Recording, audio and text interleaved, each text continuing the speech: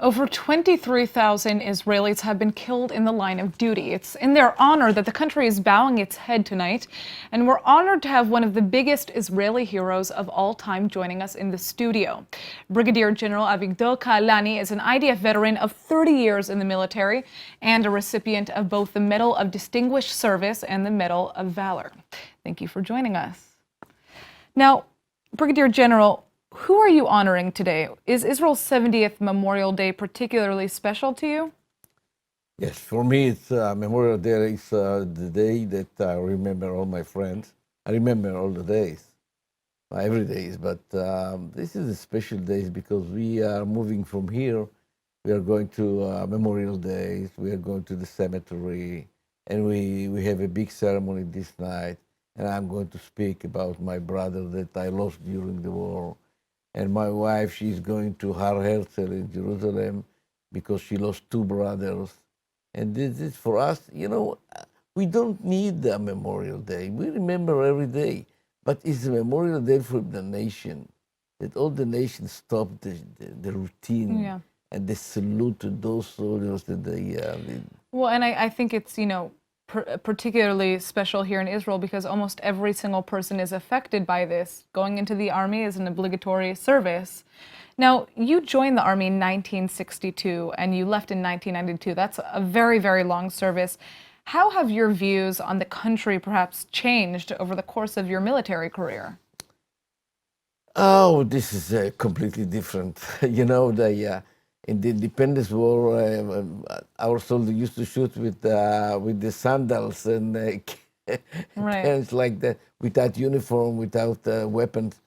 Now it's we are impre. We can stop everybody all over this area, and I believe that we have maybe the best army in the world, and we need it because all the threats around us. It's when you see the Israeli soldiers, this is the secret weapon. It's not the tank, ship, or the aircraft. It's the Israeli soldier, the value of his life, all what he believed, and all the responsibility for the country. Every soldier in Israel feel like he's holding the flag of the country in his hand. Absolutely, and you feel that more than ever on a day like this. Responsibility. Now, well, by 29 years old, you were a lieutenant colonel and a battalion commander, so you were very, very young when you were fighting against Syria in the Golan Heights during the Yom Kippur War. I can't even imagine what it was like to be under so much responsibility at such a young age. How did you deal with that? The problem was after 67, I was in a year in a hospital in 67.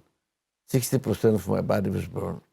And I was scared to go back to the war because I thought maybe I have a trauma. And I don't know about that.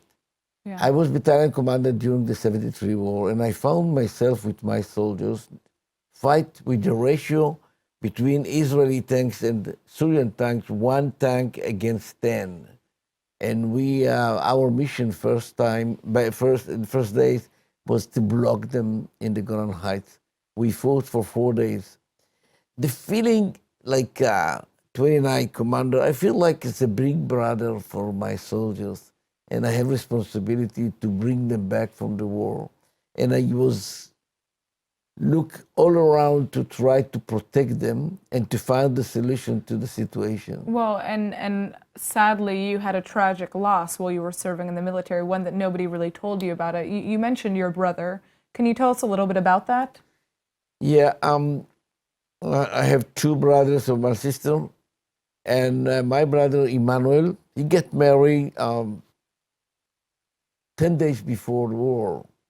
He got married. He was in the middle of honeymoon. He joined the Armor Corps because of me. He asked me to support him to be a tank commander, and I support him. And he fought on Sinai, and I fought in the Golan Heights. And he was the tank commander, and he found himself on the moment that I fought about my life in the Golan Heights, in the critical moment. He fought on Sinai, and he was killed by the Egyptian. I didn't know about that. Nobody told me about that. My father, he was a fighter too. They asked him to go back home. He didn't know which one from his kids was killed. And I had a brother in my unit in the Golan Heights, and they asked him to go back. And I was the commander of the Golan Heights. And they didn't want to I tell you. They served didn't until want the to last affect you. moment, until the ceasefire. You know, we speak, Yom-Hazkkaron is very interesting because the next day afterward, Israelis celebrate Israeli Independence Day, and it's kind of going from this place of sorrow to then this, place of pride and happiness. What are your wishes for the state of Israel now that it's the 70th birthday of the country? I can tell you, I worry about the future of our country, not because we have a problem, a security problem, no. I'm talking about the community, how we talk each other, how we support each other, how we study how to feel that responsibility for the country. This is what I worry about the future. My feeling that we're strong enough. We have a nice country, beautiful country. We have everything in Israel. It's like America here. People don't know that. America is here. Over there in the United States, we have everything. We argue between us. The people in Israel are so clever. Everybody feel like he's a prime minister. And if he gets the feeling that he can lead the country.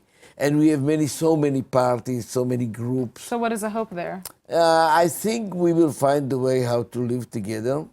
And I believe that all the threat around us put us together in the same mission to protect the country. This is Independence Day 70. I was born 4 years before that. And I can tell you I'm very appreciative what we have done. Well, I can tell you that the nation is very appreciative of what you have done for the country. Thank you so much for joining us.